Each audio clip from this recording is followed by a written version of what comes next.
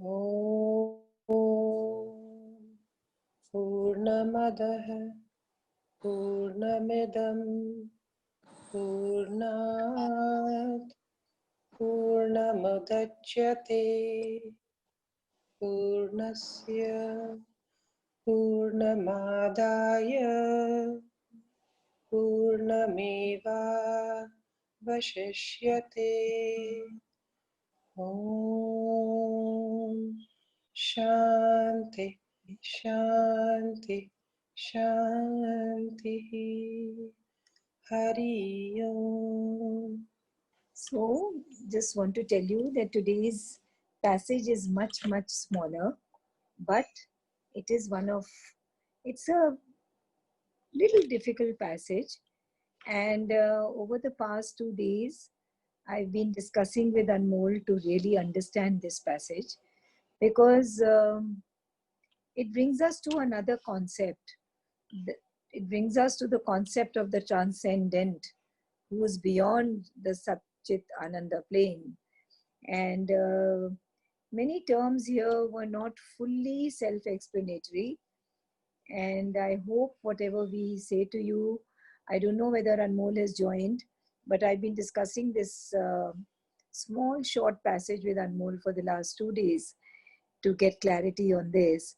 And I requested Anmol to join also today, but he wasn't sure whether he would join.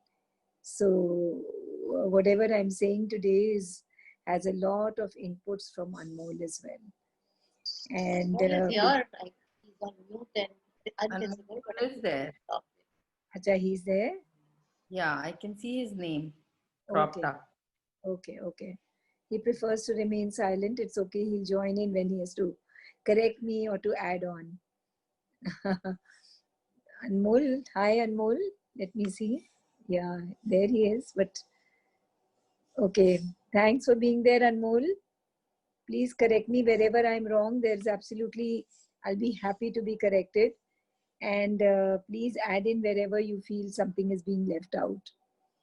So we'll begin with a short explanation before we start reading the passage. And even before the explanation, I request Mona ma'am to open reference 46.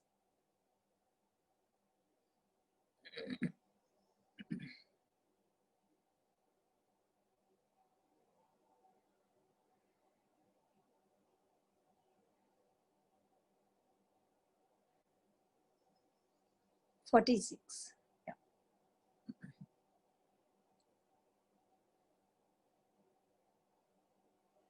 Okay. Everybody can see it? Yeah. Now, we've been talking about speaking from the lowest.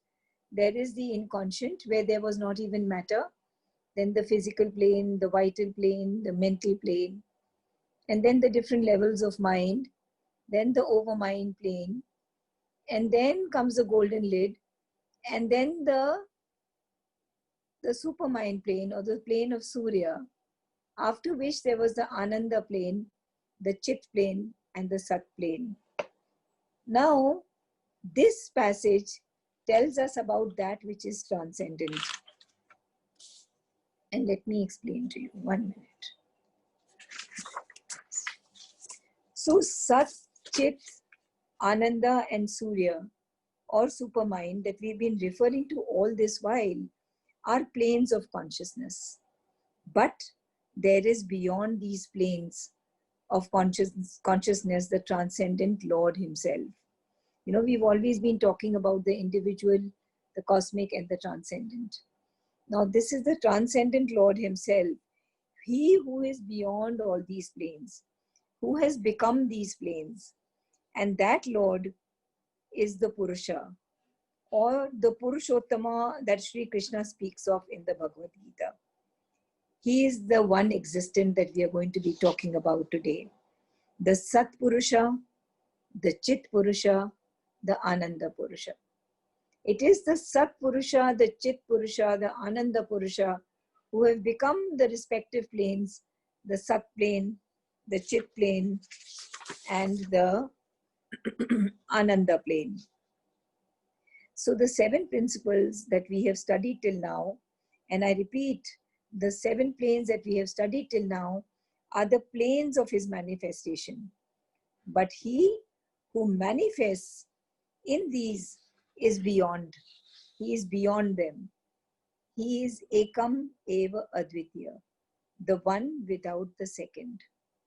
Sat and Asat are only his forms or his rupas, and he is beyond all forms or all rupas.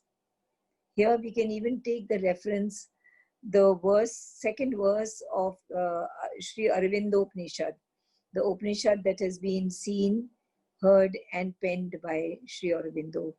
Can we get that reference out, reference 45?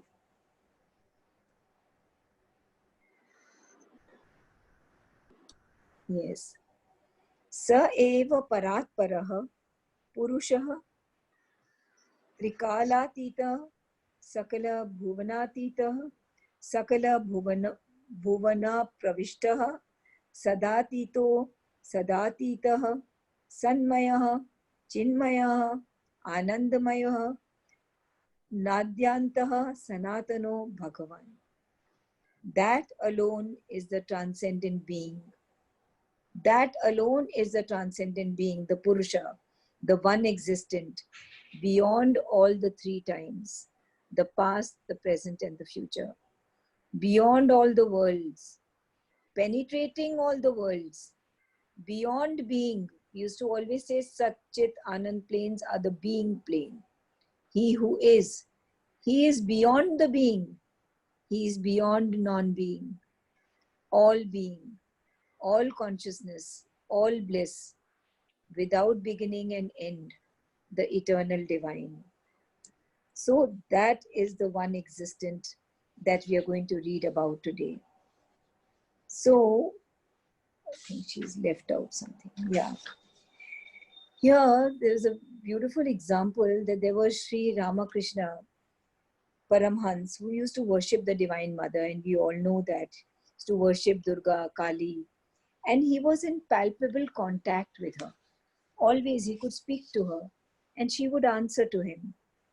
And then we can remove the reference.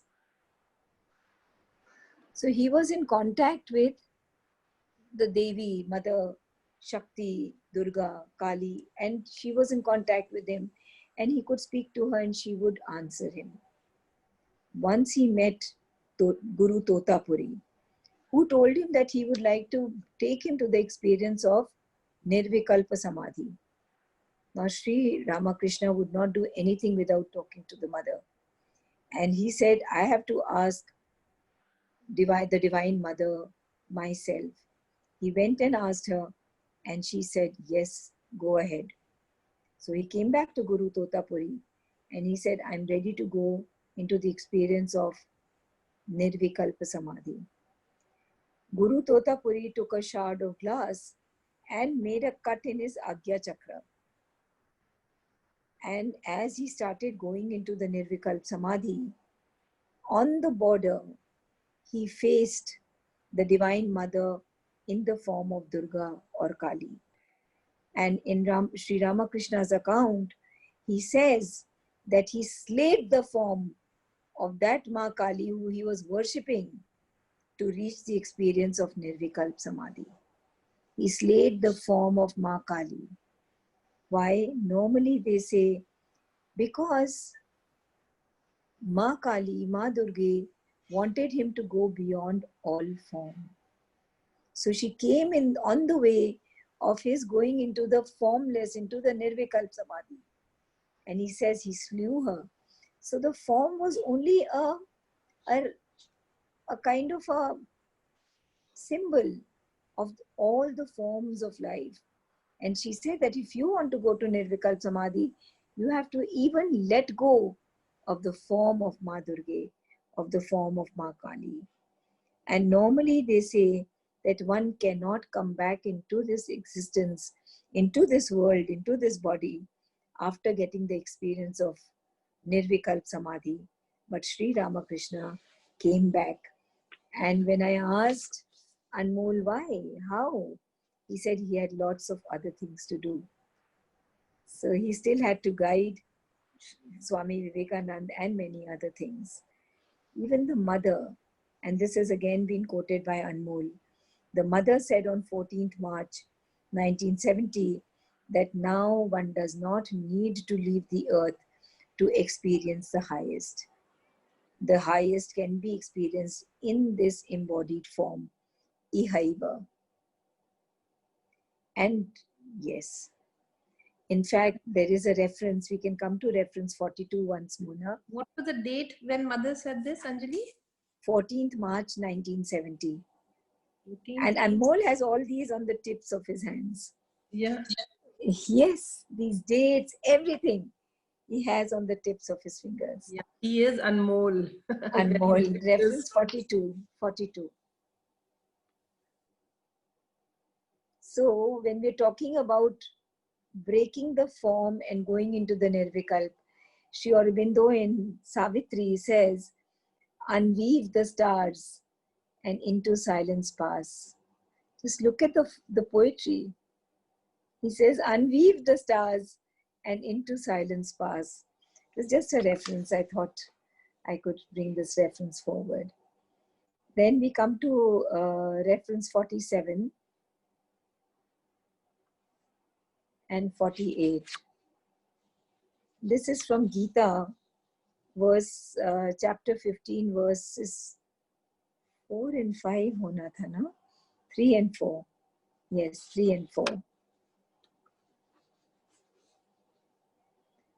The real form of it cannot be perceived by us in this material world of man's embodiment, nor its beginning, nor its end, nor its foundation. Having cut down this firmly rooted Ashwatha by the strong sword of detachment, one should seek for that highest goal, whence, once having reached it, there is no compulsion of return to mortal life. I turn away, says the Vedantic verse, to seek that original soul alone from whom proceeds the ancient sempiternal urge to action. So, this is the reference that I wanted to give to you.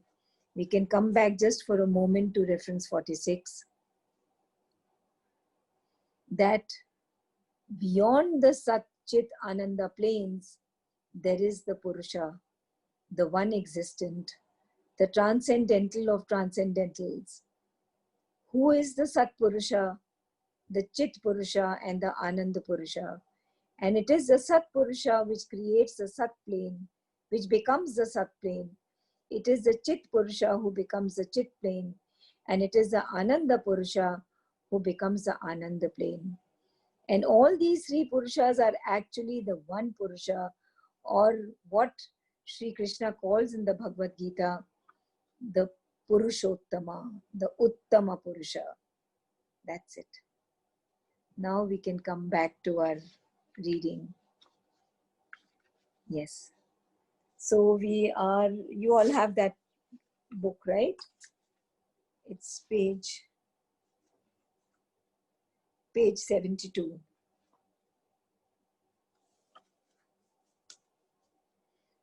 With this as a, yes. In fact, I wanted to know, we say na somebody's third eye has opened. Okay. But what plane has he reached? What level of consciousness is he if his third eye, I have no clue. Okay. Sri Kirit uncle has never spoken about it. I have never read about it in Sri Aurobindo, though I haven't read that much of Sri Aurobindo. Or whatever I have read, I have never heard him mention the opening of the third eye. Okay. So I won't be able to answer that. No. Yeah. So now we'll read. Thus, by the action of Surya, we arrive at that light of the supreme superconscient. Here the superconscient means the transcendent. Thus, by the action of Surya, we arrive at that light of the supreme superconscient in which even the intuitive knowledge of the truth of things, based upon the total vision, passes into the self-luminous self-vision of the one existent. One in all infinite complexities of a self-experience which never loses its unity or its self-luminousness.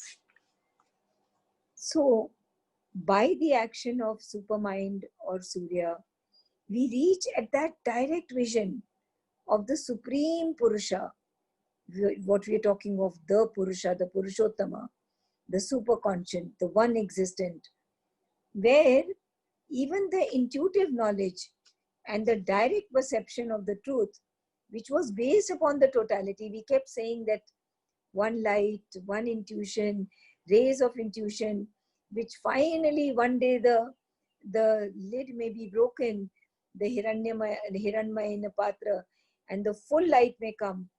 Even that perception of the, which is based upon the totality, is overpassed and becomes the self-luminous, the self-vision of the one existent Sat, which is the Purusha or Purushottama, as has been called in the Bhagavad Gita. The self-awareness and the self-light of the Purusha is infinite and eternal. Self-luminous is one whose source of light is within himself, and there he has self-vision too. He sees himself as what he is. He sees his own potentialities. He sees himself becoming the totality of infinite complexities. This is Surya's goodliest form of all. For it is the supreme light, the supreme will, the supreme delight of existence.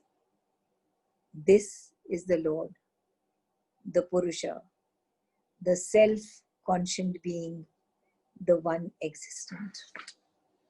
Now, goodliest here means highest and most beneficial. The supreme light is that Sat Purusha.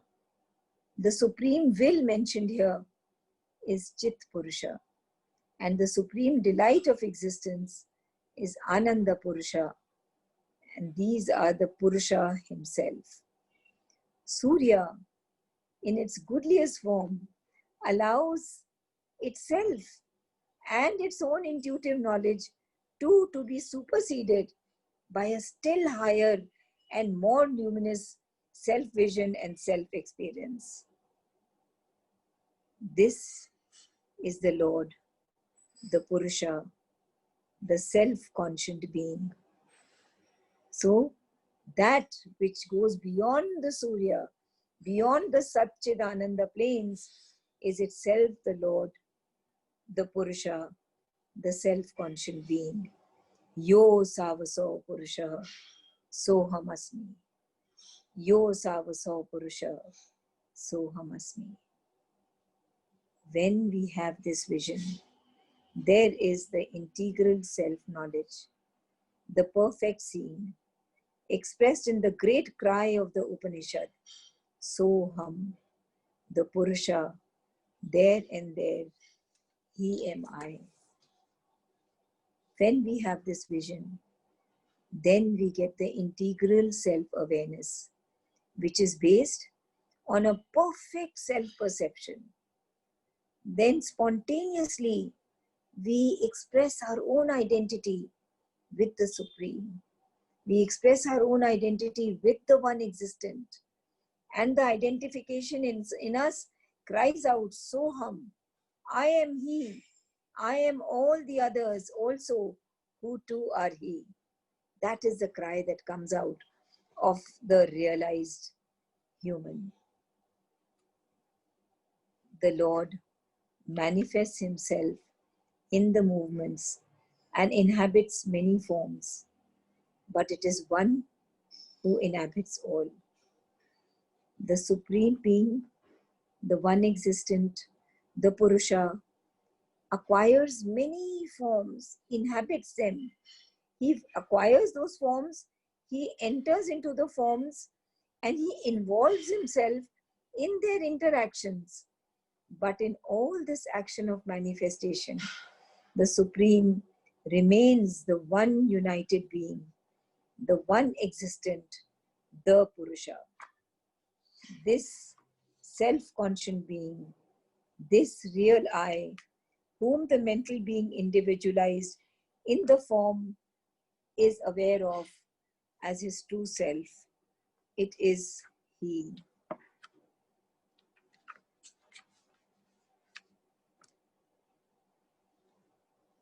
Have we read the whole thing or something is left?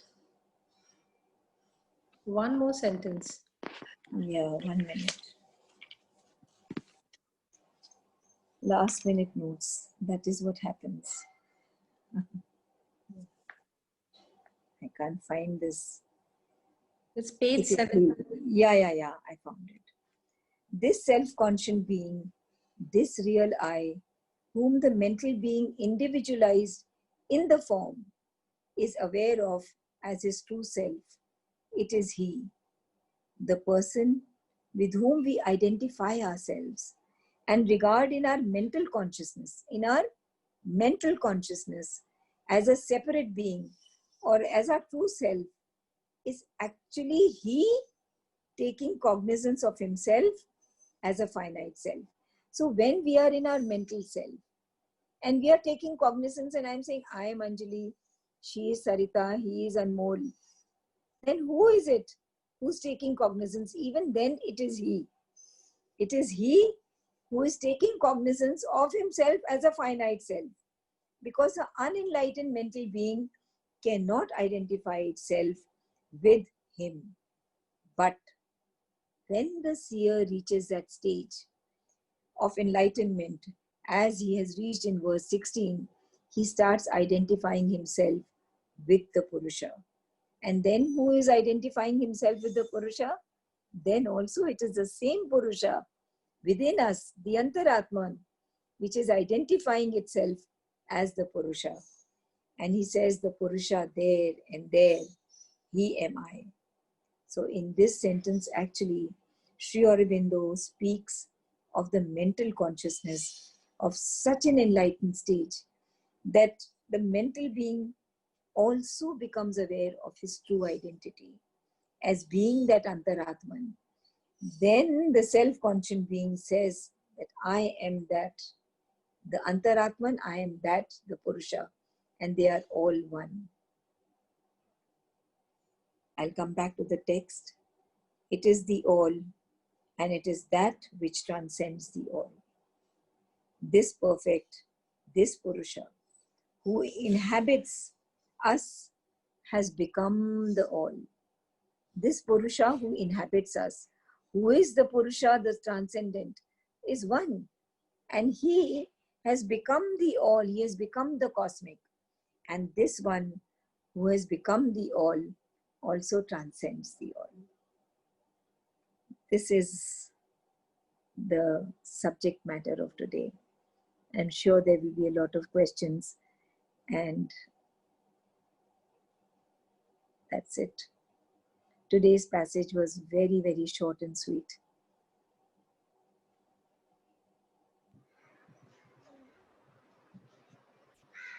Are there any questions? Anjali, what is the difference in the Sat Purusha, Chit Purusha, and the Anand Purusha? There is the Purusha. Uh, And the Purusha has these natures. He is the existent. Qualities. He exists. Yeah, Okay. qualities. He exists. And because he exists, he is not nihil. He is not neti, neti, neti. He is. And that existent, that nature of him which exists is called the Sat Purusha. Because that Sat Purusha is also always conscious, aware, and has force. So he is called Chit Purusha. He is also called Chit Purusha. Because the nature of Sat Purusha is to be always aware and to be always full of force. So he is Chit Purusha. And Sat and Chit Purusha are always in delight. and so he is Ananda Purusha. So the Sat Purusha is on the Sat plane. He lives in the Sat plane. He is beyond. He is the transcendent. He is But beyond he the plane. becomes, yes, he becomes the Sat plane, so Okay. that this whole manifestation can take place. Okay. Okay. And if you remember those two verses of the Gita, I think Mona will be able to pull them out. They were references. I don't remember what was the numbers of the reference. Yeah. Just yesterday's reference, which we never used. Something in 40s. Let me try and see if I can pull it out. Oh, becomes good. References 43 and 44. Yeah. Maya tatamidam sarvam and jagad vyakt murti. I can't read it. Murtina matsthani sarvabhutani na chaham teshvavasthita. By me, all this universe has been extended in the ineffable mystery of my being. All existences are situated in me, not I in them. Now, this was explained that all of them are in me when we take the example of the wave inside the water. So he says all existences are situated in me. I am not in them because I am more than them. And the next verse. And yet all existences are not situated in me. Why are they not situated in me? Because I am the full ocean. That is only a small wave. All of it is not in me. So all existences are not situated in me. Yeah. Behold my divine yoga. Myself is that which supports all being and constitutes their existence. Let's come back. We can switch off this. Yeah. So what is the transcendent? What is the Purusha? What is that one existent? That one existent has become, the ocean has become the wave, but the ocean is well beyond the wave, right? So that is what the Sat Purusha, Chit Purusha and Ananda Purusha are. Yeah. Thanks. Right? Hello, Anjali, Manju this side. Yeah, Manju. Yeah, Manju. Yes, I was saying at that level, they would be like a triune. It wouldn't be triple. They are triune. They are triune. They're not triple at all. Okay, right. Not at all. They are always one, which seems like three. Right. Only Very in the lower. beautifully remembered that word triune and not triple. Very nice, Manju. Thank you. Hi Anjali ma'am, Rahul here. Hi, Rahul. How are you? Good, good, Rahul. Okay, so I have a question, and because you quoted Gita, so or rather a comment. So in Gita, obviously we talk about 5 things, right? Jiva, Ishvara, Prakriti, Kala, and Dharma. So I don't know how far this is true, but I had studied Gita from somebody, and that person was saying something similar to what you have said, that there is a Purusha who is quote unquote the supreme enjoyer of this entire universe. And then there is Prakriti, which is the material nature around, which is the so-called the feminine word, if you would like to use that analogy. So he was saying that Purusha is the supreme enjoyer, and then all that is to be enjoyed is the Prakriti, and that is the material nature around this. Does that sound familiar to you, or is it a different concept? Oh, it's okay. Yeah. Okay. Okay, so I was just confirming what I had heard. Yeah. Okay. Any other questions regarding today's short, very, very short passage? Either everybody's understood totally or it has gone well beyond. Only then there would be such intense silence.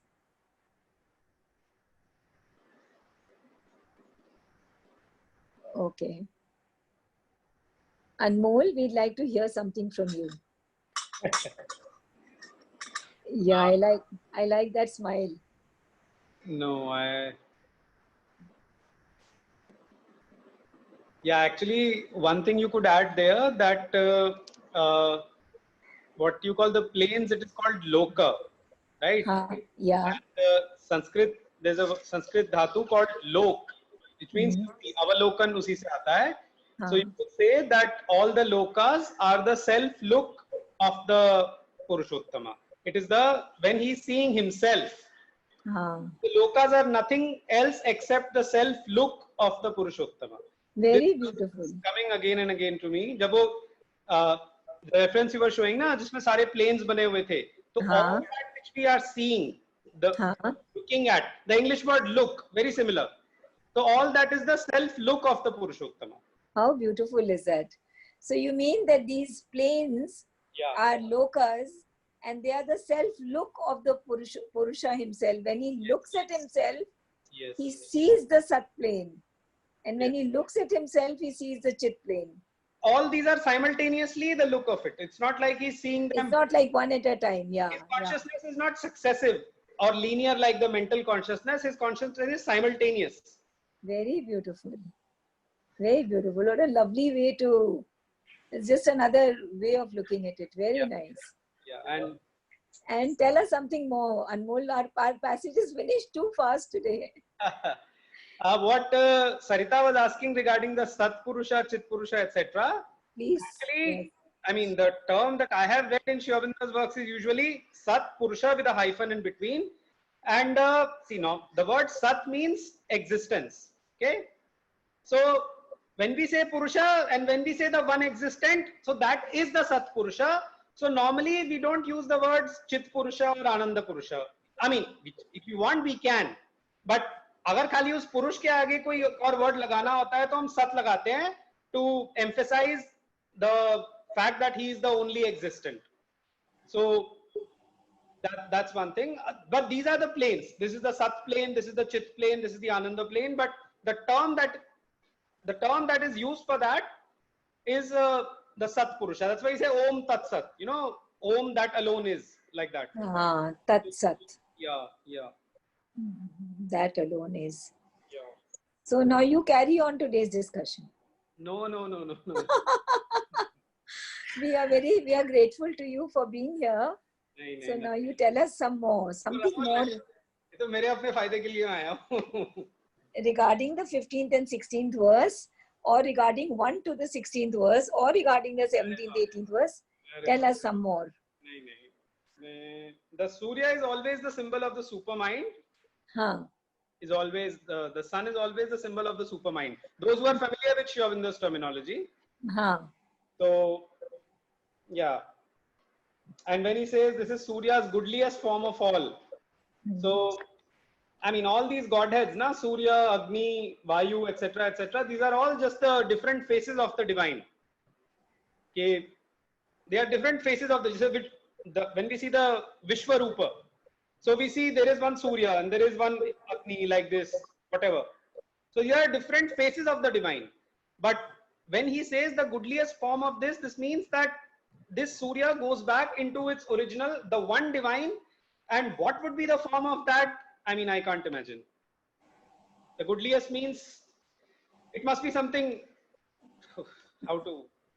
I mean, the way I saw it was that Surya is the Godhead, whose goodliest form is that he allows himself also to be superseded.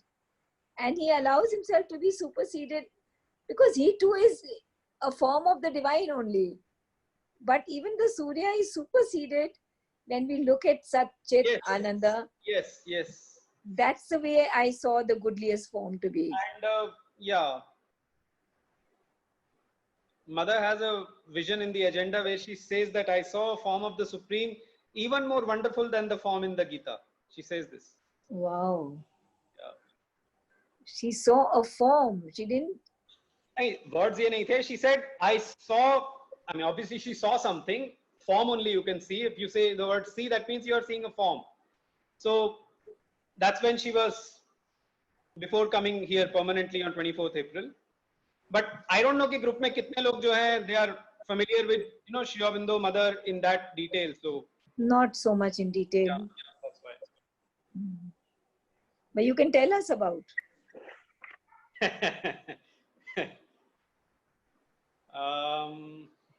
नहीं वो लंबा हो जाएगा. लंबा हो जाएगा कोई बात नहीं, आज तो हमारे पास टाइम ही टाइम है. If it fits in to this. नहीं मतलब it fits in with the recent event 24th April जो था centenary of mother's arrival. And चलो अगर बोल दिया तो I'll say this. She was in Japan at that time, and so this the year is 1920, and she does not know what to do. She had gone to Japan with a certain purpose. She was trying to transform one of the asuras, to put it that way. And she was seeing that the resistance was too much, and she was ki, what should I do? So she was not sure. And then she says, I saw a form of the Supreme, you know, that's where she uses the phrase, even more wonderful than the form of the Gita. And she says, he just picked me up like a straw and, you know, just literally like swept her away, blew her away towards the east, she says. And she says that she saw herself being offered at the feet of Sri Aurobindo by that form. And she said the next day our preparations for Pondicherry started. Wow. And I can tell you one thing, I mean, from my experience, that 24th April was just the entire day. And since then, I can feel some difference very clearly. Means every time these significant dates come, Mother and Sri Aurobindo, they win an occult victory in the occult planes. For sure. जो 14th March 1970 था, on that day, what she's recounting to Satprem is that, again, ये बहुत deep में जाने का हो जाएगा, but it's all right. चलिए. On 1st January 1969, a consciousness had descended. Mother ने उसको नाम French में बोला था, la conscience du surhomme, the Superman consciousness. And on 14th March, she says, it has taken this consciousness 14 months to win this great victory. वो बहुत stress करती हैं इस पे. And what is that victory? The victory is this, that now, after this, all the highest possible spiritual realizations, they are possible right here. You need not leave the physical to experience the highest states of spirituality. It is no longer necessary. And yeah. And she even says, ki, you know, the date is 14th March when she's saying it. It is 14 months. And then she says just twice 7. So that 7 is those 7 planes. So, and she says interesting. So, I mean, it's all very significant. The numbers, everything. The more you meditate on it, the more it reveals to you. एक एक चीज का ना उसके अंदर you start seeing the divine wisdom in it. Very nice. Very beautiful. Thank you. And thank you for helping me through this passage. Arey, what are you saying? How can... Well, of course, we've been discussing this short little... Swami Vivekananda's great stress was on Soham Asmi. He was saying all the time, my one mission in life is to teach people that they are one with divine, that they are one with divine, they are one with divine. Bhakti mein kya hota hai? You keep a difference. And that's not the true bhakti. The true bhakti is the Jnani Bhakta. Krishna says, Jnani Twatmaiva me matam. It is Jnani who is my very own self. So we have to, agar wo koi hindrance hai being ke andar, it's just an obstacle. We have to overcome it, and we have to identify ourselves inwardly with the very supreme. We are that. Soham Asmi. We are that. ये मतलब इसका मंत्र है. Soham Asmi, Soham Asmi, Soham Asmi. We can just repeat it. And it fills you with a great strength. I mean, obviously, great freedom. The transcendent is free from everything. Everything. Yes. It can choose to bind itself, but it doesn't mean that it's actually bound. It is perfect freedom. It gives a great freedom. It gives a great power. I mean, great power. Very beautiful. Thank you. Can I ask a question? Please. Yeah. What is the significance of one's birth date? And you get, I mean, it's not related to today's thing, but what is the significance and you get the darshan on that day? Who is asking? I'm Sangeeta. Sangeeta. Sangeeta. Sangeeta. Mother has explained this. Pura ek text hai. I'll forward it to you. But in short, it is this that, I mean, there is a rhythm in everything. There is a rhythm in the universe.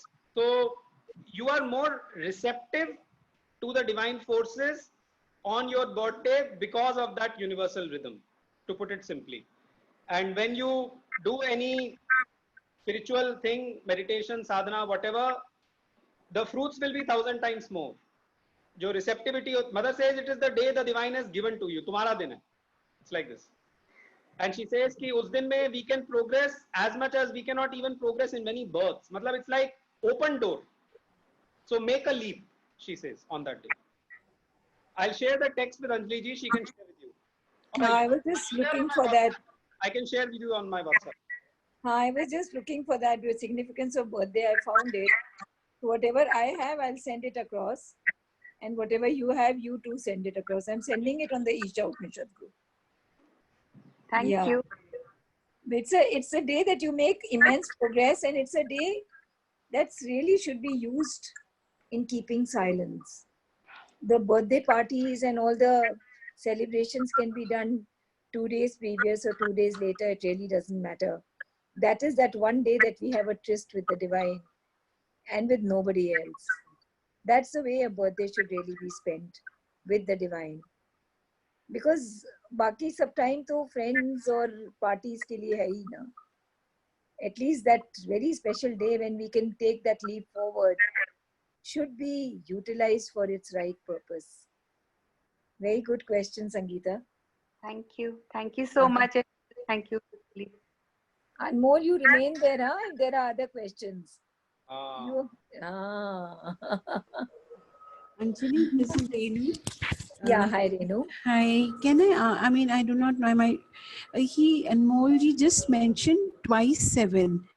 Now, what is twice 7? 7 to samajh mein aa gaya, 7 planes, but twice 7 bole to? I know what you're saying. See, when the involution happens, then there is the downward movement.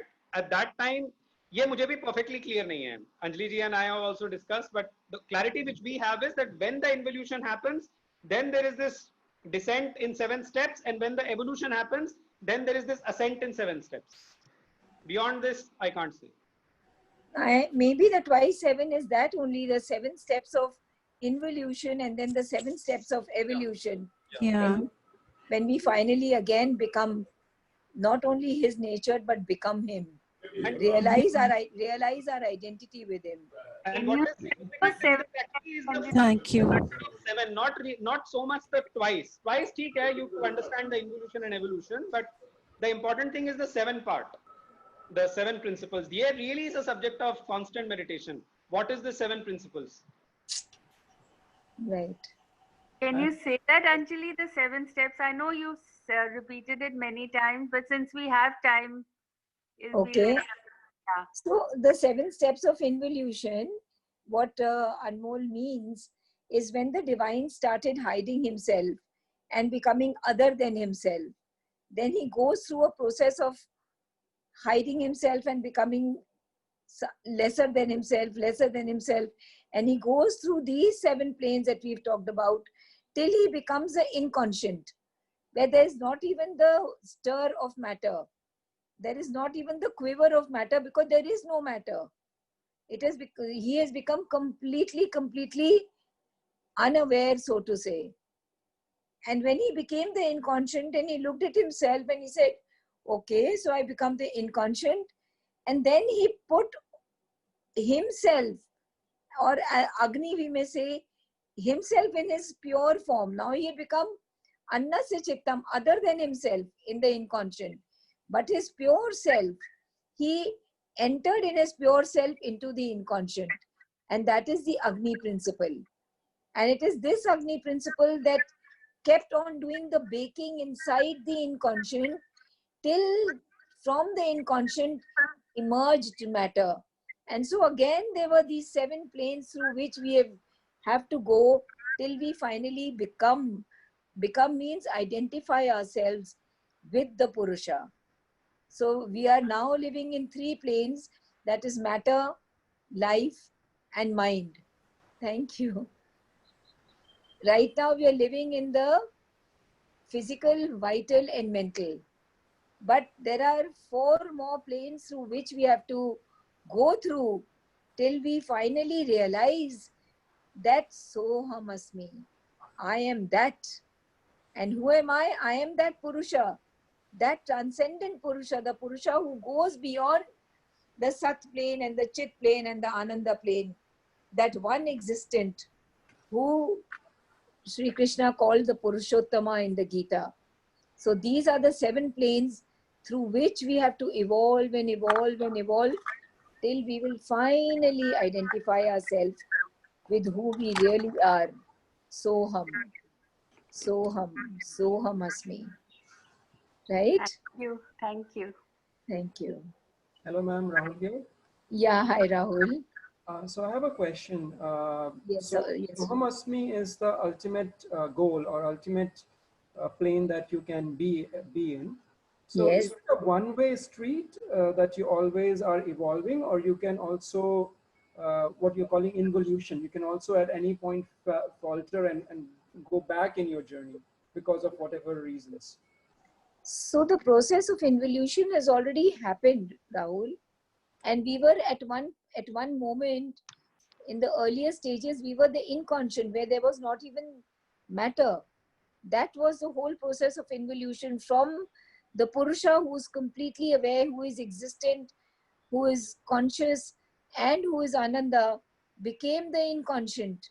You see the journey of involution from where to where? Even below the physical is the inconscient. Mm-hmm. And then the evolution started. Now, Charles Darwin spoke about evolution.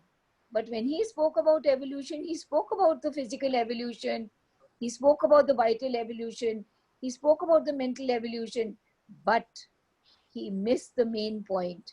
He spoke about evolution as if there was only the evolution of form, while actually there was evolution of consciousness. And every time consciousness evolved to the next level, it could pull the form upwards to the next form, to the higher level of form. So because in the process of involution, the divine had hidden himself, hidden himself, hidden himself, hidden himself, and hidden himself inside inconscient. Now, when he put himself as Agni, which is his purest form, into the inconscient, and with the Agni there was baking, and with the baking, what was inside the inconscient, like in the seed, what is there? When you break a seed open of a banyan tree, you see there is nothing. Mm-hmm. Yet the same seed, if not broken, can turn into a huge banyan tree. Mm-hmm. What is there? There is the potentiality to become. That is the potentiality in a seed. And that potentiality came in the inconscient with the coming of Agni, the Lord of aspiration. And then whatever was inside by way of potential, first the physical form emerged from the inconscient. There was just matter, inert matter. And then slowly and gradually, with more baking, from matter came out vegetation, life, plants, shrubs, trees. And from the vital, from this prana, started emerging, because of the baking of Agni, started coming out the lower minds, the higher minds, and the mind, and the human being. And it is with the emergence of mind that the principle of error, the principle of falsehood, the principle of evil entered into the whole game. Because this nature which had involved, which the divine had become after involving himself, had hidden within it its real nature. The nature of this nature is tamas, rajas, and sattva.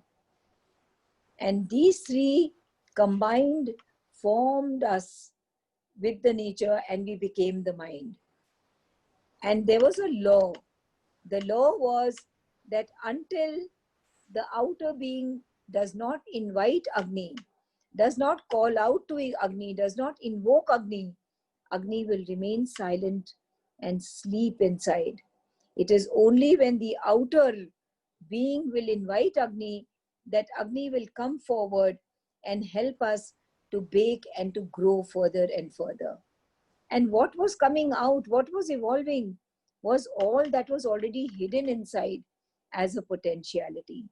Just like the tree is hidden inside a small seed, similarly the divine himself, Soham, he, that perfect divine, is hidden inside, he was hidden inside the inconscient. Slowly and gradually he's flowering, he's blossoming out. And that is why Sri Aurobindo's master words are, man is a transitional being, he is not final. Because within man are hidden all these, the rest of the layers of the different planes of consciousness that we have to climb and traverse and grow and expand and become vaster, till we actually realize that I and he are not separate. We are one. Soham Asmi. Right? That is the process of evolution. So ma'am, when you're saying blossoming out, Yes. it is our realization that we are realizing that it's blossoming out, but Purusha is always there. It's just that we are in this material plane and we are trying to realize that Purusha, but Purusha is always there, no? And you're talking about consciousness. So are you talking about collective consciousness or individual consciousness of an individual? Both of them work parallelly together. And whenever there is a growth in an individual consciousness, there will be a parallel growth in the collective consciousness. When there is a collective consciousness, there will be a growth in the individual consciousness. Okay. Yes, Anmol? It might be said here that among these seven, now the fourth one has been opened by Sri Aurobindo, the one called Vijnana or Supermind. And with reference to the Isha Upanishad, the Hiranyamaya Patra. So the Hiranyamaya Patra, which separates the upper hemisphere of the 4 planes from the lower hemisphere of the 3 planes, that has been removed at the cosmic level. That painting of the mother, na, jo golden door ko todte hue. So actually, Unwired once asked Sampath ji that is this verse relevant anymore, because Hiranyamaya Patra is gone. But at our individual levels, it is there. Unless we attain the supermind, so for us individually, the golden lid is existing. But for the earth, for the collective, the golden lid is no longer there. Okay, that clarifies. So yeah, so as a human being, as humanity, we have gone beyond that lid, but as individual, we may or may not be there. So that clarifies. So one Purusha has become you, has become me, has become everybody else, and what we are manifesting is what that Purusha's individualization in us has become. And this has to, and all these are perfectly unique. If it were not unique, it would not be separate. It is perfectly unique. And this individual manifestation has to become more and more perfect, more and more delightful, more and more, enjoyable, all that. So when it becomes more and more delightful, more and more enjoyable, yes. Then this individuality will diminish, right? Because you will gradually become one with the Lord, right? Yes. The answer to this question lies in the supramental consciousness. In that consciousness, simultaneously, the word important is simultaneously, you are aware of your transcendent freedom, you are in union with the entire cosmos, and yet you know yourself as an individual. It is not explainable by the mind always divides, individual or cosmos. Individual transcendent ke andar vileen ho gaya, nahi. That's why the supramental consciousness is the key. I mean, all problems of existence are essentially problems of harmony. Like divine ke andar sentence hai, it harmonizes the 3 poises of the divine, transcendent, cosmic and individual. At the same time, you will know yourself as all these 3. So there is no need to lose your individuality. And for a matter of fact, one cannot lose one's individuality. The individual is eternal. 15.7 Bhagavad Gita. Mamai Vansho Jiva Loke Jiva Bhuta Sanatana. The Jiva is Sanatan, Sanatan, Sanatan. All this Laya is bullshit. The individual cannot go into dissolution. If it can, then the Gita is wrong. Here Sri Aurobindo ने बहुत powerfully लिखा है ऐसे on the Gita में that if words have any meaning, these are Sri Aurobindo's words. अगर शब्दों के अंदर कोई अर्थ है तो गीता के इस वाक्य का सनातन जीवक केवल एक ही अर्थ है, that the individual is eternal. Yes, I totally agree with you. In fact, that is very fundamental verses. बहुत important है to understand all this. जो लयवाद बहुत मतलब इंडिया में fascination है इसके प्रति. All right, उसका एक time था, जो भी था, cosmic evolution की needs थी, जो भी था. I mean, we cannot understand everything. Through Sri Aurobindo's study we can, but the individual is eternal. Eternal. Even when Shri Krishna starts giving his sermon, I'll just finish by saying this. The second verse which he says, after Ashochanam Vashochastvam, what does he say? There was never a time when you were not or I were not, and there will never be a time when you will not be or I will not be. And though you can say that that refers to the cosmic self or sub self hai, but actually the word for individual in Sanskrit, in the Gita, is Jiva, and that Jiva is Sanatana. Yeah, he says there was never a time when you nor me nor these kings were. भैया उसके अंदर क्या है कि उसके अंदर ना जीवा शब्द नहीं है ना, तो आप ये कह सकते हैं कि he might be talking of the cosmic self or he might be talking of the transcendent self. Actually it's not, because जब वो you and I कह रहे हैं तो it makes clear कि तू है मैं हूँ और तू भी eternal है मैं भी eternal हूँ. But the word jiva makes it perfectly clear. The word jiva means individual. Why it is called jiva? Because it appears as a living creature. जीवन बोलते हैं ना, लाइफ को जीवन बोलते हैं, इसीलिए उसको जीवा कहा जाता है, because it appears here as a living creature. Otherwise it basically refers to the individual. Individual को अगर कहें तो individual को संस्कृत में जीवा कहते हैं. We can put it that. Okay. Thank you so much. Wonderful. Thank you. Anmol, that was which verse from Bhagavad Gita? 15.7 Mamay vansho jivaloke jiva bhuta sanatanaha manashashthani indriyani prakritisthani karshati. Okay, thanks. This brought about a really beautiful discussion, and one question can trigger off so much. I'll just share the copy paste Sri Aurobindo का comment वो जो था ना उस verse के ऊपर on the Isha-Upanishad. That would be really nice, because it's a very, very important comment. And I have already shared a sonnet called Evolution, जिसमें कि वही जो अंजलि जी बोल रही थी ना, in 14 lines he just tells everything. क्या अब तक हुआ है और आगे हमें क्या करना है अभी. You've already shared it on Isha? WhatsApp, हाँ ईशा वाले. आप पढ़ दीजिए, मजा आएगा लोगों को. I'll read it out just now only. In fact, should I send it to you, Mona? You want to, can it come forward or it will take time? I'll just do it. I'll just Okay. do it. I'll just do and share. After you've done it and you share it, then I can I'll put put it once. I'll Why put it on the screen. So see, Yeah. I'll put it on the screen the moment I do it. Normal. Okay. Share. Okay. I'll just meanwhile read it once and then we'll read it the second time when you share it. This is a sonnet, Achha, right. Evolution. All is not finished in the unseen decree. A mind beyond our mind demands our ken. A life of unimagined harmony awaits, concealed, the grasp of unborn men. The crude beginnings of the lifeless earth, the mindless stirrings of the plant and tree prepared our thought for a godlike birth, broadens the mold of our mortality. A might no human will nor force can gain, a knowledge seated in eternity, a bliss beyond our struggle and our pain are the high pinnacles of our destiny. O thou, who climbest to mind from the dull stone, face now the miracle summits still unwon. There you are. That was really fast. Thank you. We can go up a little. All is not finished. Yeah. All. So Anmol, I think you have posted it. You should explain it. इसमें explain क्या करना है? तो self explanatory है. फिर भी थोड़ा सा. एक minute. All is not finished in the unseen decree. See, when he says decree, it means the original command which went forth when the thing was started. You know? Yeah, the law. The law. इसी को गीता में बोलते हैं the wisdom that went forth of old, pragya prasrita purani.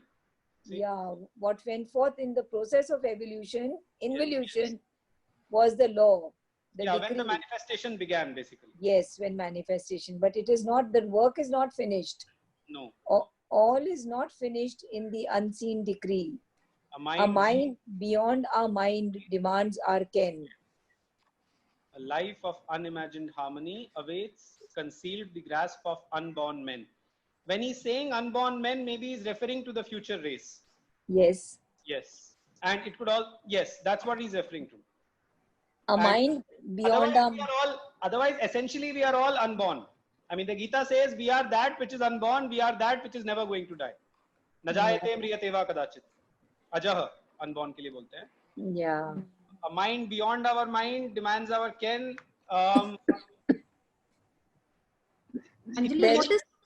There are higher and higher levels of mind, and these higher levels of mind, they demand our ken means our understanding. Yes.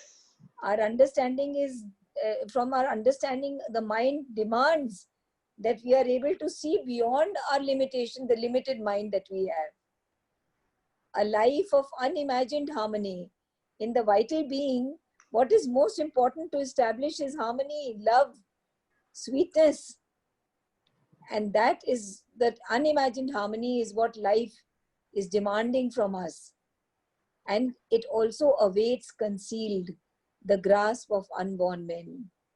So if we can see ourselves as the real man who is to be born out of us, we can see it that way too. So all this is waiting concealed inside us. Harmony, the minds beyond our limited mind, all that awaits inside us as if it is unborn yet. Right, Anmol? That too could be the meaning. Yes, yes. Yeah. The crude beginnings of the lifeless earth, the mindless stirrings of the plant and tree prepared our thought. Thought for a godlike birth broadens the mold of our mortality. Yes. So there were the crude beginnings. First there was the inconscient, then came the lifeless earth, the inanimate matter, and from there came out the life, the plant, the mindless stirrings, because in the plant and tree there was no mind, but it was preparing. Inside it was being born thought, because thought was there as a potentiality, and that prepared our thought.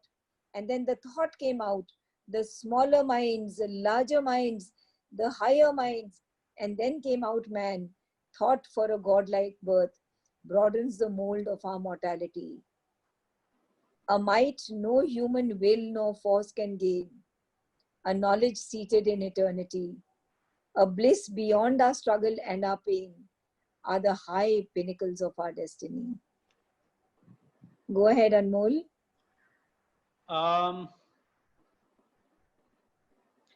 Is basically referring to that state which is beyond all the dvandvas, beyond this, high and low and this decrease and increase, something which is stable, beyond our struggle and our pain, a bliss beyond our struggle and our pain, a knowledge seated in eternity. I mean, when I'm saying that the individual is eternal, this is knowledge, and this has to be fixed inside us. Not knowing ourselves as the temporal. We are temporal as long as we are in the human body, we are manifesting as the human being, but basically we are all eternal. So this knowledge seated eternity. When this sense grows, then you live in eternity. You live in a sense of eternity. Yes, so they're talking about a might. The will, when it says, Sri Aurobindo sometimes capitalizes the W, and the will, the true will is that what it wills, it just happens simultaneously. So that kind of will, not the weak human will which we are having right now, where we have to struggle through effort and this and that to finally arrive at the result, but a perfect will which is self-effectuating. Right. And a might no human will no force can gain is about even the human body can have strength of the eternal. A might no human will no force can gain. It will not be human, it will be a divine might that the body will have. Yes, yes. Basically the omnipotence and the omniscience of the divine. Yes, knowledge is the omniscience and might is the omnipotence. And a bliss, this is the divine delight, which is beyond struggle and pain, beyond the dualities of life that we are facing today. Which is self-existent. Just by its nature it is there. It does not need anything to be so-called happy or so-called blissful. No, it is self-existent. Yes. I am Prakasha, self-luminous, self-existent. Yes, and these are the high pinnacles of our destiny. This is the destiny of man. Yes. O thou who climbest to mine from the dull stone. Who are we? We have climbed from the inconscient to the dull stone, to the life vital plane, to the mind. O thou who climbest to mine from the dull stone, face now the miracle summits still unwon. Now look at the summits that we have not yet won, but which we are inheritors, natural inheritors. Vayam amritasya putraha. So we are sons of immortality, and immortality is our birthright. So this is what they're talking about, Sri Aurobindo is talking about when he says, face now the miracle summit still unwon. मैंने WhatsApp पे S's on Gita वाला quotation डाला है for that 15.7. Yet if you put here, then that will just complete. ताकि तो मतलब it's very important to know this eternity of. No, it has not come on Isha session. Have you sent? Sent it? नहीं हाँ अभी तक नहीं आया है. मैं आपको मैं मोना It is there. आ गया. I'll just put it. Should we read this also just now? I think so. Okay. We have all the time in the world. This spirit too, this Kshara, this enjoyer of our mutable existence is the Purushottama. It is he. It's opened? Yeah, let's read it while it's, can make it bold, bigger also. And bold bhi kar do. Yeah. This spirit too, this Kshara, this enjoyer of our mutable existence is the Purushottama. So beautiful that we do, it's not only the Akshara, it is this Kshara too. This enjoyer of our mutable existence is the Purushottama. It is he in his eternal multiplicity that is the Gita's answer. It is an eternal portion of me that becomes the Jiva in a world of Jivas. This is an epithet, a statement of immense bearing and consequence, for it means that each soul, each being in its spiritual reality is the very divine, however partial its actual manifestation of him in nature. And it means too, if words have any sense, that each manifesting spirit, each of the many, is an eternal individual, an eternal unborn and undying power of the one existence. We call this manifesting spirit the Jiva because it appears here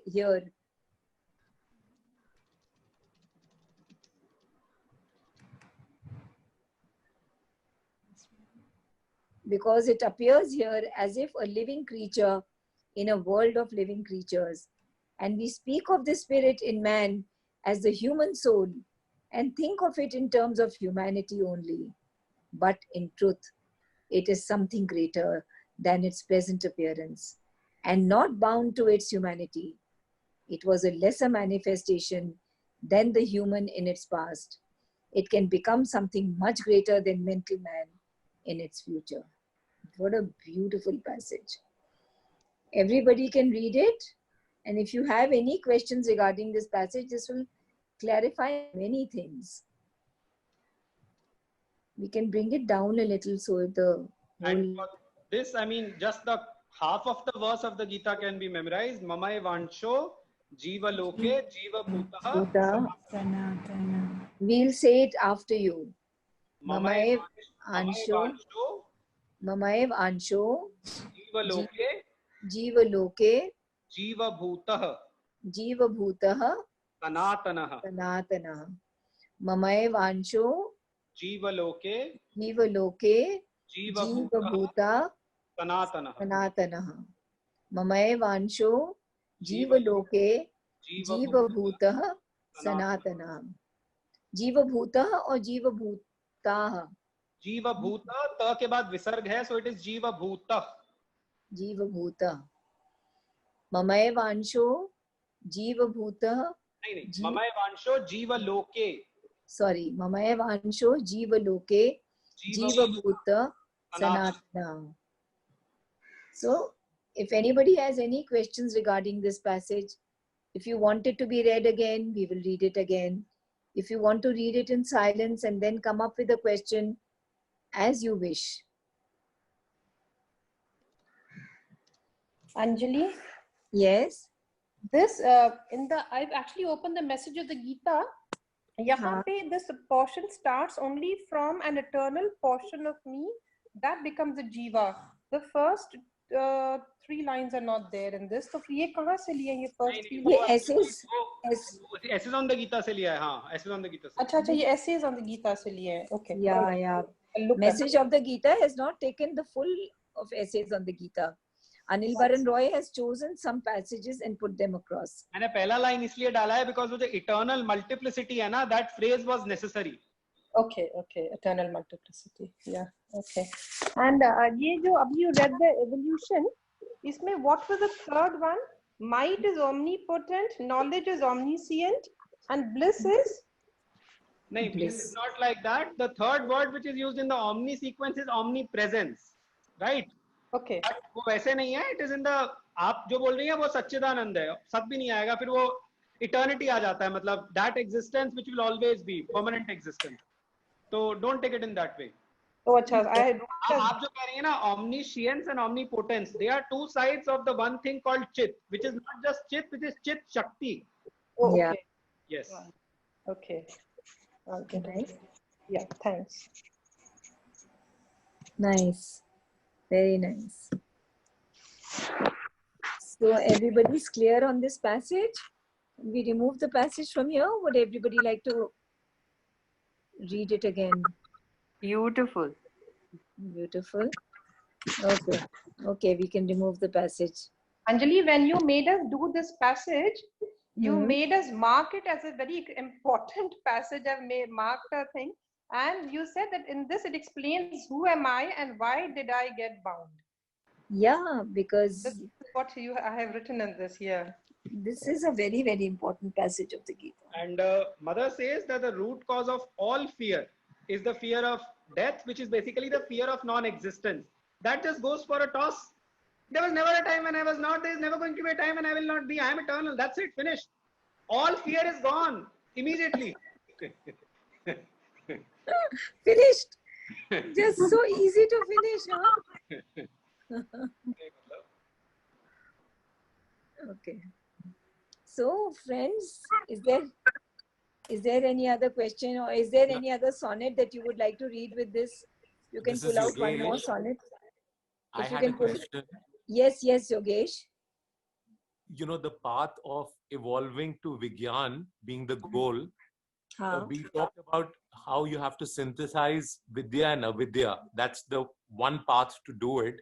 What I wanted to ask, how does the presence of a soul that has achieved this already, if people were in the presence of Mother, what is the impact of that?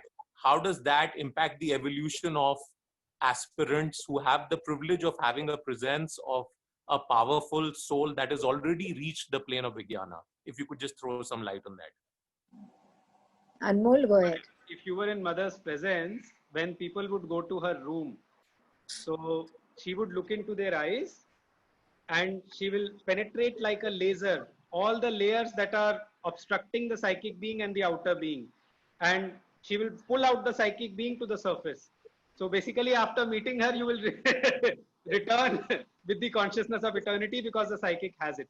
Okay, that is one part. Since it was asked, Mother naam aapne mention kiya tha. There is a passage in the Life Divine where Sri Aurobindo says, I'll actually copy paste it.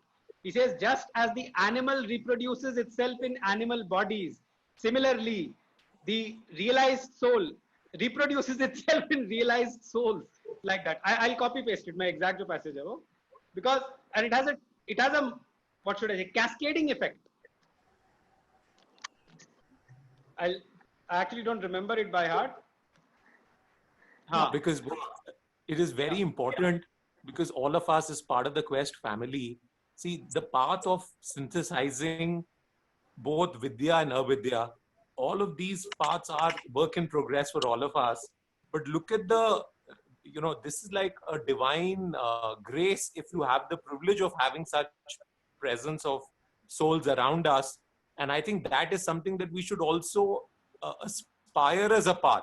Just the fact that if we could be in the presence of such people, it helps us evolve faster.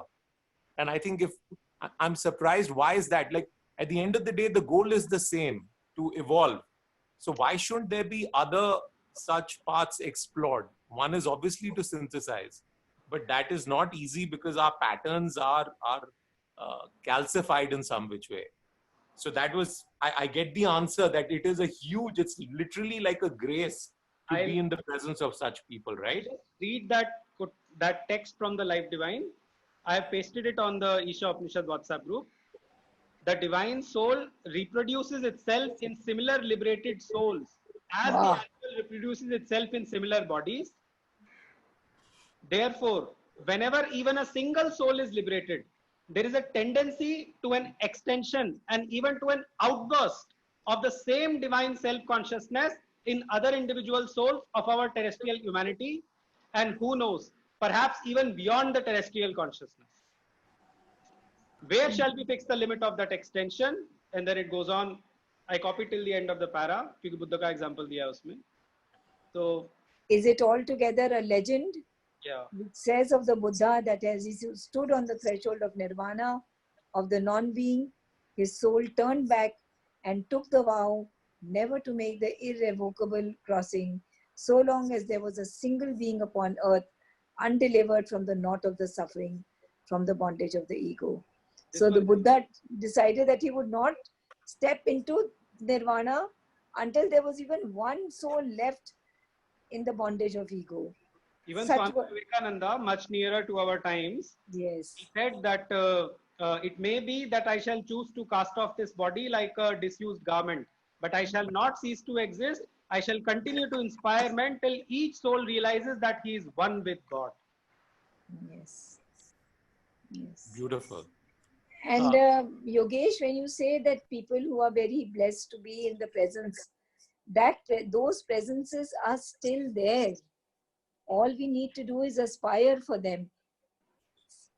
I think at this point we have to acknowledge also that, I mean, we are also in that same shadow right now. I mean, if you look at the here and now, what exactly are we doing? We are also in that consciousness in some form, all of us. And we are in that presence, to be able to try and look at the soul. I think all of us are doing that. I think that is important to acknowledge, that we are all here together in this satsang only because it is the will of the divine. Also because there is some presence which is leading us Correct. towards it. Correct. I We think would need to not be acknowledge where that. we are, the way we are aspiring for it, if there wasn't a presence which was actually helping us all pull ourselves up. This collectivity itself, our group, this quest is itself a collectivity which is trying to do that, I think. Absolutely. I totally agree, Geeta. That Very today what we are and the way we are all cohesively, collectively since, I don't know, 2014, it's been 6 years, almost 6 complete years, that we are trying to grow collectively. It's because there must be some presence of the higher realized souls like Sri Aurobindo, the mother, Kirit uncle, who are still guiding us, whose presence we can still actually palpably feel, to be led the way we are being led. And just one more point. Yesterday, Yes. there was this discussion on the law of karma. Yes. And you said it is the law of increase, and the illustration you gave was of a Yes. child who was very good in sports and he really aspired and worked very hard. But that does not imply that that same child who's put in so much of effort in sports would get very good grades.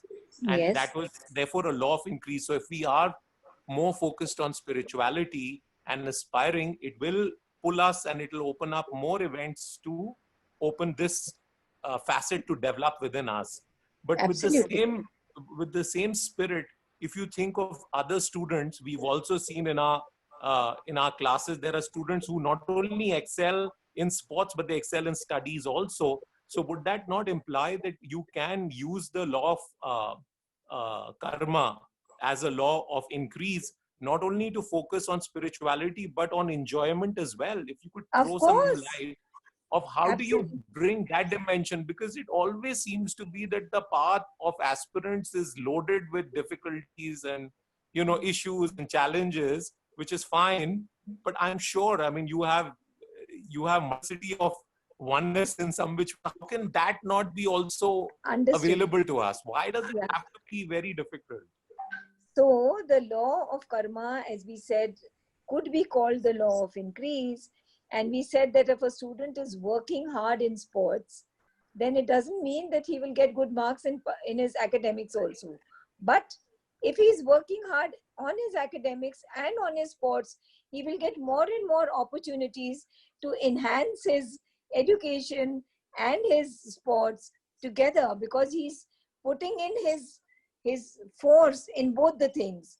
Similarly, we said that if a person is putting in his entire force in becoming more and more virtuous, and he's not really concentrating on how he can become happy, but he wants his happiness lies in becoming virtuous, then he gets more and more opportunities to become virtuous. But as you say, this was exactly the question that was posed before Kirit uncle by one of us in the 1990s. And he said exactly this, that if you put in your force towards becoming more and more happy and more virtuous at the same time, or in today's context, according to your question, if we put in our force towards becoming more and more spiritual, and we put in our force towards becoming more and more happy, both of them could go hand in hand. They are not divergent. They are not contradictory principles. In fact, I would say there is no duality. It's one and the same, right? Because when you are following one, the other naturally comes, right? Or is there a dichotomy? There is no dichotomy, but there is difference in the worldly happiness. If somebody is looking at, there is a joy in spirituality, which is the otherworldly joy. There is a joy which is of another kind. But what Yogesh is talking about is the joy in the worldly life as well.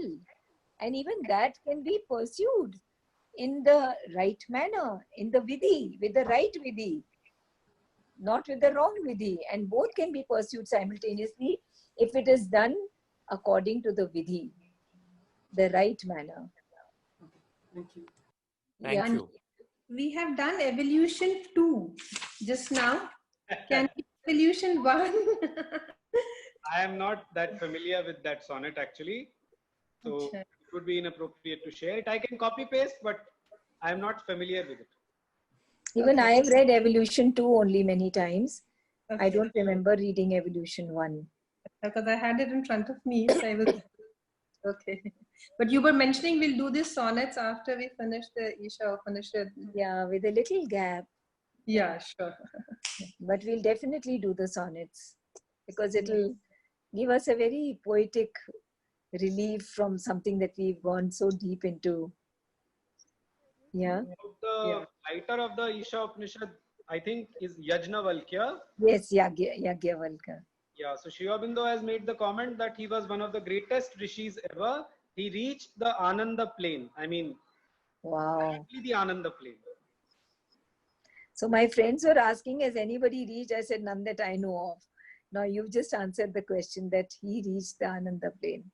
Yeah, and when we say the word koshas, since we were discussing evolution, so in our system we have the Anna, Prana, Mana, Vijnana, and the Ananda kosha. The above two koshas, Chit kosha and Sat kosha.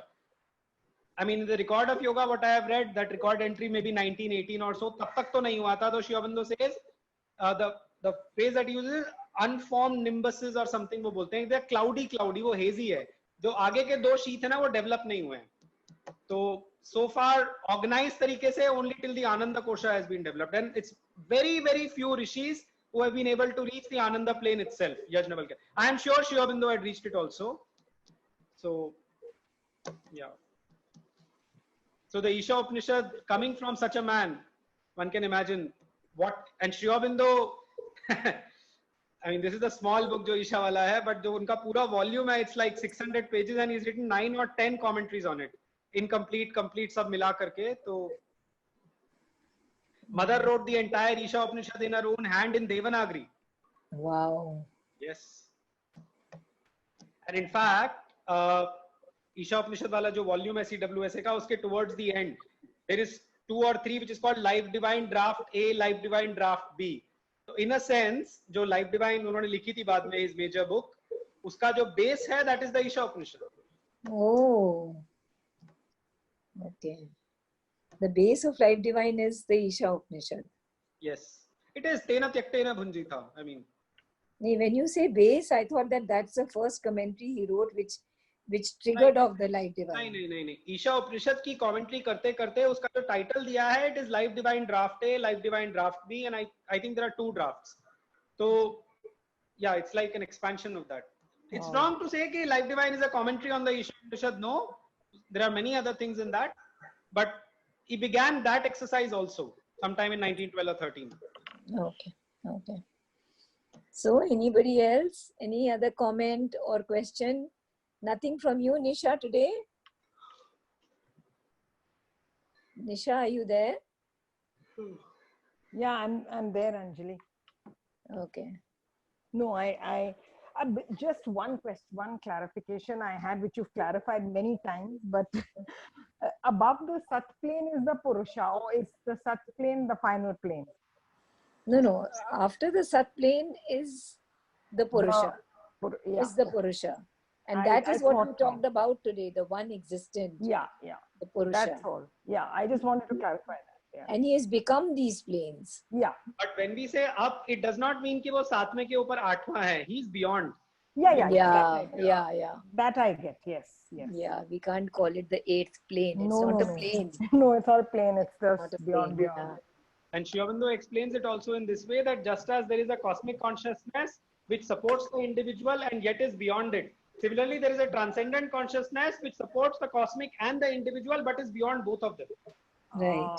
And all of us have to attain to that transcendent consciousness. It should not be just words or a concept. We have to attain it. This Sohamasmi is the goal of each and every one of us. Very nice. Anjali? Yes. When we read the verse 15 and 16, yes, are they meant to be read together, or they are like? We could read it together. The only problem in reading together on Zoom is that there is a lag. So when we read together, everybody is at a different. Even when we're reading together, it will come in different. We can try it. No, because I mean, like when we do it even later on after the session, when I read it, so by itself, is that one Hiranmayan Patre and that verse by itself enough, or is it meant to be read with the? I always read 15 and 16 together. I think they're meant to be read together. Okay. Yeah. Because I was seeing in this that series जो आता था Chinmaya mission का, वो ज्ञान गंगा या क्या? शुरुआत में they were always the red.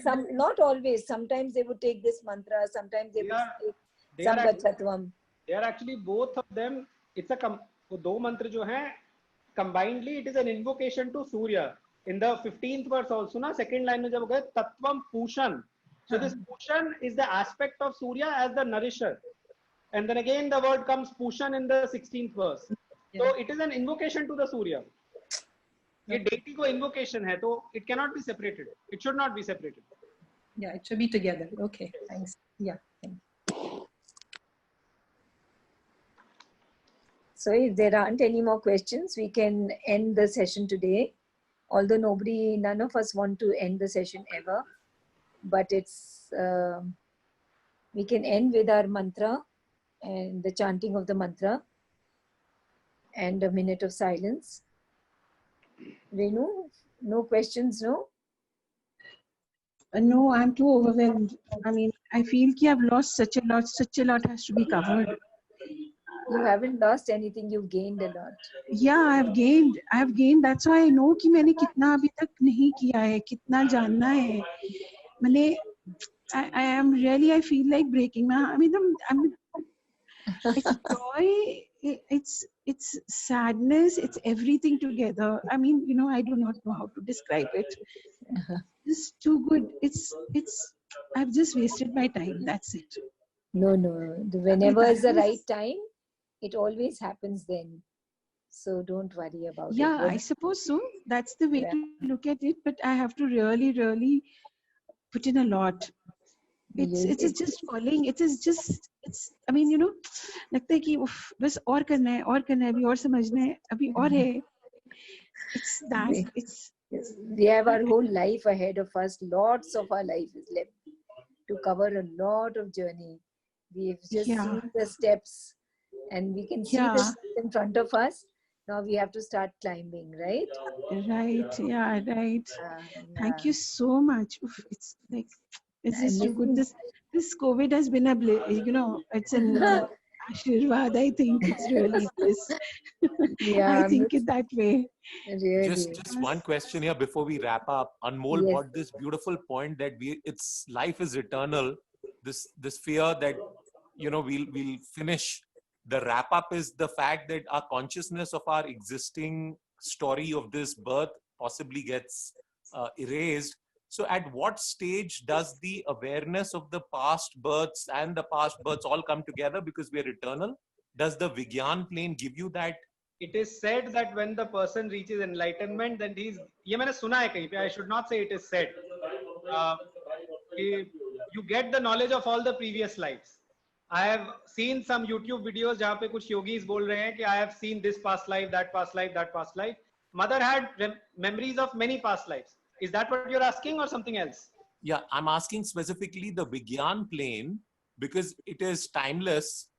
Isn't it therefore obvious that for souls that achieve the Vigyan plane, they would have a clear understanding of all their past births? Yeah, because they're eternal? They know it. And regarding the past births, the thing is, it is deliberately hidden from us because otherwise all that excessive data will be too much for us to process. Absolutely, yeah, agreed. It's a blessing. So Yeah, but I'm saying, past life therapy में जाना और ये सब, it is not advisable. You're not supposed to know. There is a wisdom working behind the scenes जिसने जानबूझ के डाला हुआ है. Right. But Anmol, the clarity with which you said that there should be no fear because we are eternal, that realization, that experience will come on the Vigyan plane. My dear, आप गीता का खाली वो जो 2.12 है ना, वो daily याद कर लो.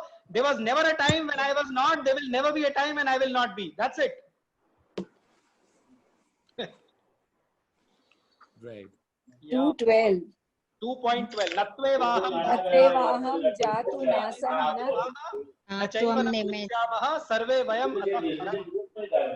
Anmol, that's not the challenge. The challenge is to internalize it so deeply and not, get. But even the reading helps. Even the reading and the chanting of the Sanskrit. There's somebody who's speaking on the side. So can we mute? Yeah. Of course, just to read it and it's not sufficient. You have to internalize it, meditate upon it. There is a music of Mother called Life in Eternity. Listening to that also helps. Aspiration. Her music on aspiration. Yes. No, he's talking of another piece. I know. I'm saying as if you combine it with the aspiration. Yes. Right. I heard it something like A, B, C, D. So A is association, which is what we are doing now. We are associating with people like Anjali ma'am, people like Amol. That itself is raising our consciousness. Then from B is books. So the books that we are reading, the beautiful book which ma'am has. And then C is chanting. So of course we need to follow all those three, and all of those three will raise our consciousness. Okay. So 2.12 is what Anmol is given to us today. Not like that, but it's... No, you've given us 2.12 and the 1 more. Haji? 15.7. 15.7. And if you are doing it, to साथ के साथ you can do 2.20. Najayate mriyate va kadachit. Nayam bhutva bhavitva va na bhuyah. Ajo nityah shashvato yam purano. Na hanyate hanyamane sharire. Okay. These three go together. Okay. Gita is there. She has memorized the entire Gita. She can probably also add something. अगर कुछ रह रहा है इसमें तो. Gita is you cannot move at your speed, Anmol. The way you are like one, repository which just moves back forth. It doesn't happen so fast. He's unbelievable. He's our little Vivekanand with us. I know, and look at him now with all your beard shirt. From Madara dekhe. कुछ नहीं है. Very nice. Very nice. ठीक है guys. अनमोल सचमुच के योगी लग रहे हो. लग रहा है? What is this लग रहा है? लग रहा नहीं है. बस let's not say any more to it. बस हो गया. हो गया. ठीक है. Now let us end with the mantra. Sarita. Anjali, would you like everyone to unmute and do it together? Let's do it together, but then you lead and you be very slow because there's a big lag in in Zoom. Okay. Everybody do the mantra together softly because there's a lag.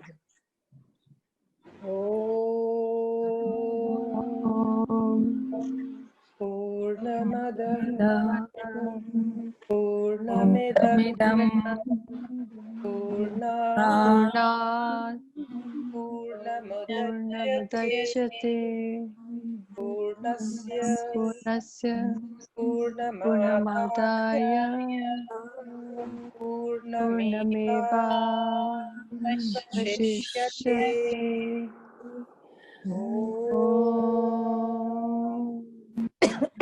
Shanti Shanti Shanti